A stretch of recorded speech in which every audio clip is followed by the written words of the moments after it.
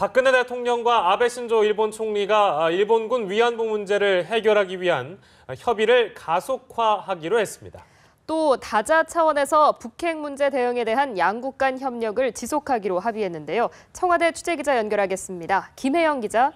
네, 박근혜 대통령과 아베 신조 일본 총리가 취임 이후 첫 정상회담을 갖고 가능한 조기에 일본군 위안부 문제 타결을 위한 협의를 가속화하기로 했습니다. 청와대 김규현 외교안보 수석은 회담 직후 춘추관 브리핑을 통해서 이같이 밝혔는데요. 김 수석은 양 정상이 올해가 한일 국교 정상화 50주년이라는 전환점에 해당하는 해라는 점을 염두에 두고 가능한 조기에 위안부 피해자 문제를 해결하는 협의를 가속화하기로 합의했다고 말했습니다. 양 정상은 또 다자 차원에서 북핵 문제 대응에 대한 양국 간 협력을 지속하기로 했는데요. 경제 분야에서는 한일 자유무역협정 FTA와 포괄적 경제 동반자 협정 RCEP에서 긴밀히 협력하고 있다는 점을 평가하고 이 같은 협력을 지속하기로 했다고 청와대 안종범 경제수석이 밝혔습니다. 안 수석은 또 미국과 일본 주도로 지난달 타결됐던 환태평양 경제 동반자 협정 TPP에 한국이 참여 결정을 내린다면 양 정상은 협력하기로 했다고 말했습니다. 메가 FTA 협력 등 각종 경제 현안과 관련한 협력 체계를 구축하고 정상회담의 이행 체계를 마련하기 위해서 고위급 협의체도 만들기로 했다고 밝혔습니다.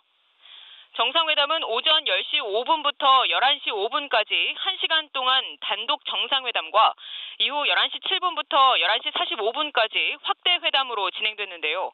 모두 합쳐서 1시간 40분간 회담을 진행했는데 군 위안부 문제가 주 의제였던 단독 정상회담은 당초 예정 시간보다 30분이 넘게 진행됐습니다.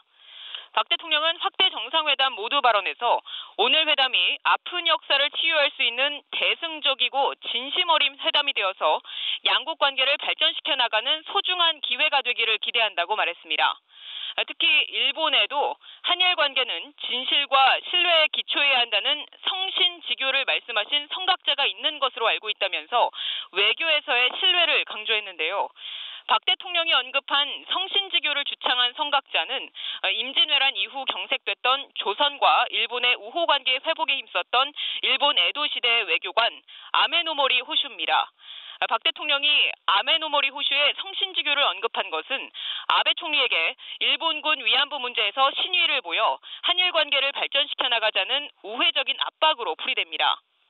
아베 총리는 회담을 마친 뒤에 기자들과 만나서 군 위안부 조기 타결을 목표로 협상 가속화에 일치했다라고 말했는데요.